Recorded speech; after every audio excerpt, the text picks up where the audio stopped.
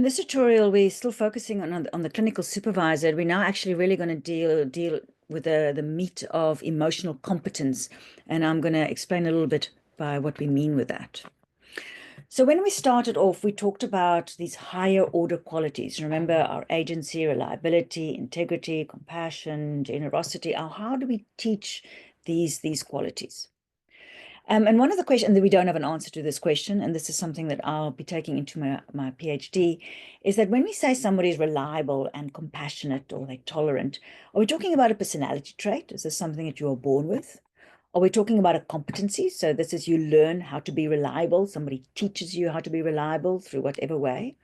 Or is this actually an inherent function of the prefrontal cortex? So remember we talked about coordination. So you have the ability to be coordinated in your cerebellum, and every human being has that. And then the way it turns into a competency, onto a skill, obviously is different when you're trying to learn to ride a bicycle, but the actual underlying substrate quality is already present.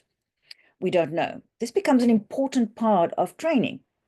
If we are going to be trying to teach people to be more reliable, compassionate, or tolerant, we have to understand what these qualities mean. What we do know is that you cannot teach people to be, you cannot be reliable, compassionate, or tolerant if you are in dragon mode. So that bit is obvious. So if you are, raging, if your survival brain is in predominance, you will certainly not have access to the possibility of any of these higher qualities. And so as a first step, we are at the moment looking if we can at least teach registrars a little bit better how to manage their dragons. If we're able to manage our own dragons better and registrars manage their dragons better, that will already improve our behavior. How much of a difference that will make and how we teach that is something that is still needs much further research. So this is something that I've been working with which I've worked with in my master's and will hopefully next year be taking into my PhD. And this is already of the emotional, the conceptual framework that I've been working with, very much includes the work of emotional intelligence, emotional regulation, emotional competence. And I can imagine as a route towards emotional competence, there are 3 levels that one can identify that would be important to be able to be somebody that you could say is emotionally competent. The first level is emotional insight, and that's actually what this course is all about. Being able just to understand how does emotions drive behavior, and then on a personal level for you as a person to be able to understand how does my emotions drive my particular behavior. So what kind of things trigger me, and is it more rage or distress or fear? And when I get into one of those emotions, what are my favorite behaviors that try and manage those emotions? The next level, which is a slightly higher level, is being able to recognize subconscious distressing emotions as they arise in real time. So quite often you might already be behaving, getting out of your car and screaming at that taxi that just swerved in front of you before you even know that you are angry. So we can jump into behaviors very quickly, and this is a skill. And again, how we teach that is one of those things we would need to research. How do we help teach both ourselves and our doctors how to become aware of emotions as they arise? And just to be able to note, oh, hold on, I'm angry, and I have this biological impulse to destroy an obstacle in my way. Emotional competence is where we're actually then able to modify that behavior. We can't actually change the emotion because that's biological. It's just the way your body works. So you might still get triggered into strong emotions, especially if you're quite an emotional, passionate person. But the ability to then put a check on those and not go with the biological impulse of behavior and modifying either your emotional behavior in that moment, that would be a hallmark of emotional competence. So at this moment, all we are doing is we're just trying to focus on this top bit. And I'm really curious already about just being able to teach our registrars being able for them to help reflect on their own triggers can already potentially make a difference. For us as clinical supervisors, though, one of the biggest way you're going to teach your registrars emotional competence is your own level of emotional competence. And so one of the things we need to train up is dual awareness. So this is a prefrontal cortex super skill, and is the extraordinary ability to think about our thinking. and when they've actually studied human beings, there's quite a lot of work about this extraordinary thing that we can think about the thinking. We can think about thinking about our thinking, for example, and ad infinitum. And this is something the animal kingdom cannot do, and it also lies in our ability to affect. This is the ultimate self-awareness, is being able to watch yourself think or feel something. And the dual awareness exercise is an exercise that you can do where you can practice observing yourself. I'm going to give a brief explanation of it here. And this is something that you can also then work with and expand with, and we'll also cover it in the face-to-face training. So the idea is you find a nice quiet space where you are sitting, doesn't matter where it is. Make sure you're obviously relaxed. We want to get as calm as possible, to switch off all of those extra adrenaline. A good way to relax is consciously relaxing all the muscles in your body. Try and clear your mind from too much of your other worries. And when you close your eyes, you're going to imagine yourself sort of you're splitting off from yourself and watching yourself where you are sitting in your chair. Now, a little trick I find useful when I observe myself is I find it useful to observe myself from sort of the right top end angle. So sort of from a higher level.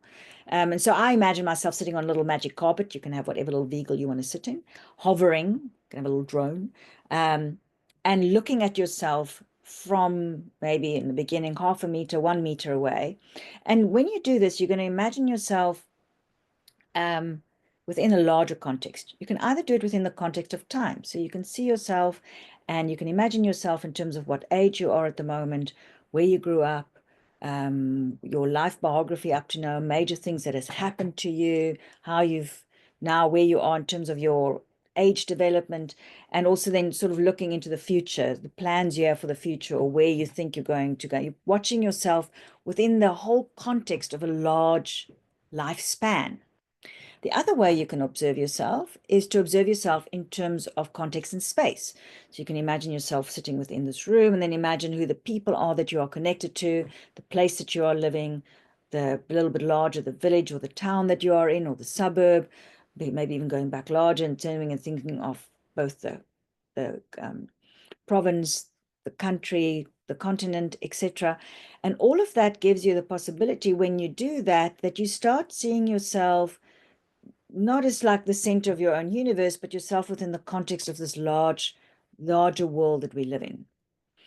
What we're trying to achieve is we're trying to get to a point where you're observing yourself completely from the prefrontal cortex. So you've stepped completely out of your own emotional survival self. The way you know that you've reached that level of self-awareness is when you can look at yourself and think about yourself and feel compassion for yourself. So if you're looking at yourself and you're finding yourself critical, oh my goodness, I really need to lose a couple of pounds, or, I can't believe I got myself into this particular mess, or I'm so stressed at the moment, I'm really not managing. Then what you can imagine on your little magic carpet is move yourself further away and look at yourself from further and further away until you get to a point where you can observe yourself and feel compassion for who you are as a human being, the things that you have had to face, where you are at in your life, your dreams, your hopes, your loves, your hates, seeing yourself as a whole person and feeling compassion for that person. It's an extraordinary state of awareness that we can reach as human beings. And people who often engage in things like prayer and meditation, this is the sort of state that we're actually trying to work towards. If we are able to make time to be able to learn how to enter into that type of self-awareness, we can then apply it in situations when things are going south. So if you are in a position where a conversation is not going well, for example, with a registrar, you can ask yourself, well, am I in survival mode? What's happening?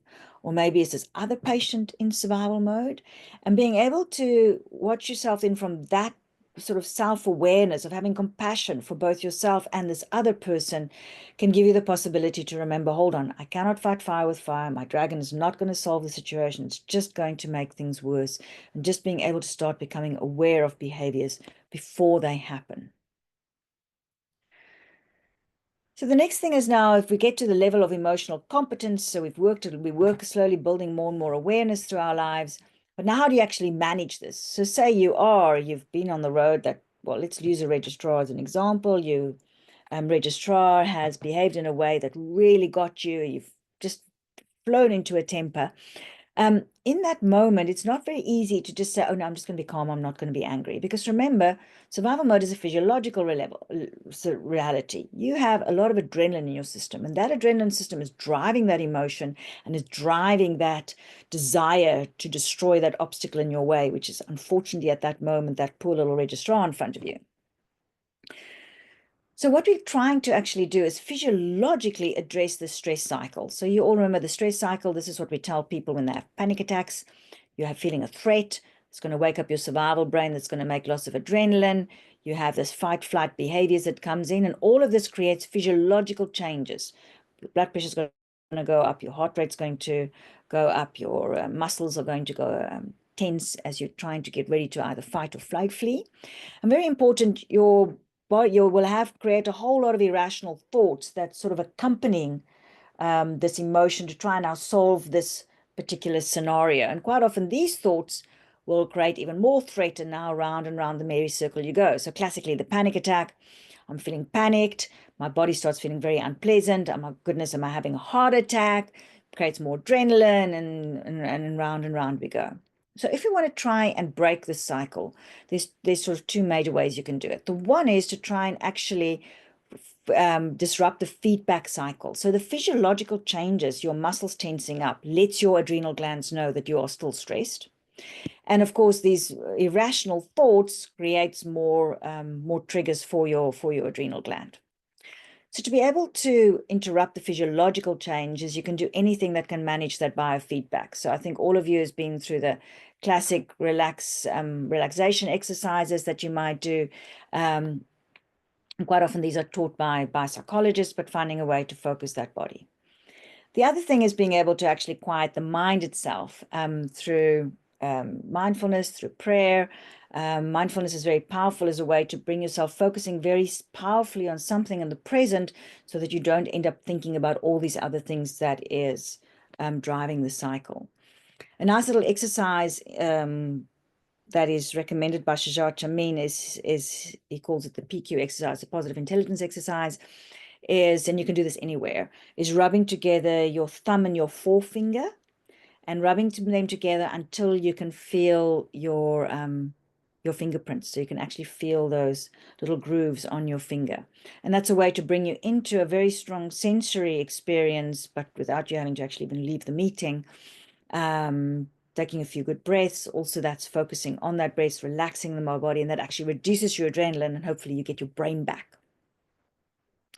I do want to mention a third aspect of emotional competence, and this is particularly important both in dealing with yourself, but when you're dealing with somebody else who is in dragon mode.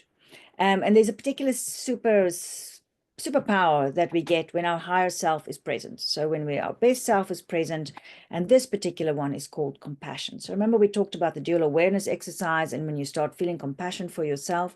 And the reason why compassion is so powerful for people in dragon mode is because it creates safety. So remember, the main thing is that your dragon is not feeling safe with what's happening at the moment. It's feeling very unpleasant. And compassion for them and for the understanding that this is what's happening helps to restore safety, and quite often helps to restore the self. So you don't have to calm them down. You just have to create a calm scenario in which they can calm themselves down. And so very important is to not fight dragons. We have to accept the dragons, and we have to be gracious. Everybody has bad days. Everybody has days where the wheels fall off, and we have to be able to recognize and affirm the emotion. That doesn't mean you agree with the emotion. You do not have to agree with rage, but you have to recognize that right now you are very angry. And how do we try and figure out what's going on? So I love this. This is from Nagasky, Emily Nagasky. She writes about sex and relationships, actually, but she talks in terms of when we approach each other trying to solve problems, what you want to bring to a scenario like that is calm. So remember, that is that higher prefrontal cortex. Warmth, which is that care emotion that comes when you are in that higher mode, and curiosity. Remember, I talked about seek. How can I solve this? How can I help? What's going on for you? How can I understand the safety issue that might be underlying this particular problem? So when we then look at emotional competence in action, so we already talked about our emotion going into behaviors, going into this physiological stress response.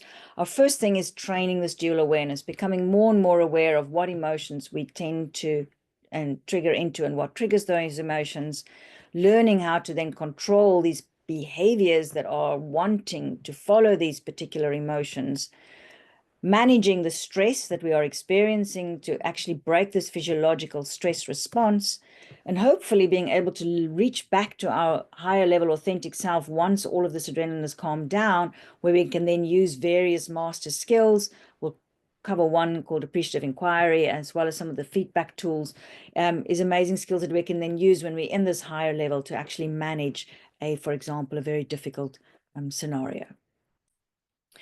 I think that gives a very brief sort of overview of emotional competence. And certainly this is something that's much more about practicing it than just something that you understand and do, something that we all work on over a lifetime.